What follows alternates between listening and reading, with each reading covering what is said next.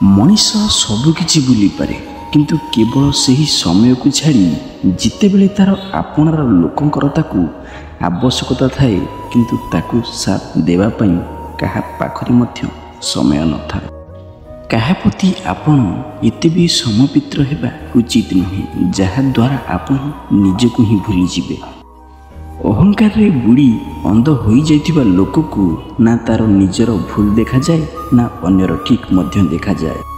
आपण निज जीवन रे सी कोनोसी मनीष हेउ किंबा वस्तु कोनोसी भी जिनिस को खराब अभ्यास रे परिणत करंतुनी, कारण जितेबेले अभ्यास खराब अभ्यास रे परिणत होई जाए सेतेबेले आपण निजको दोष देबा आरंभ करंती।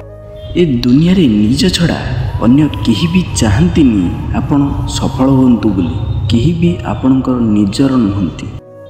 संपर्क लक्ष्य जोड़ंतु, केही निजर होंतीनी।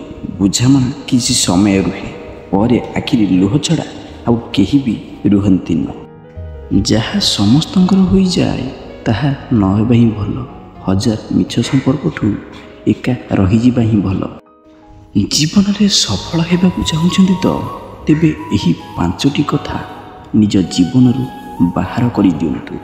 मो द्वारा हेबनी, लोक कौन कहिबे, मोर आजी मने नाही, मोर तो भाग्य ही करा, मो पाखरे समय नाही। जीवन रे बारंबार रास्ता परिवर्तन करिबा ठारू बहुत भल निज रास्ता निजे ही तैयारी करिबा।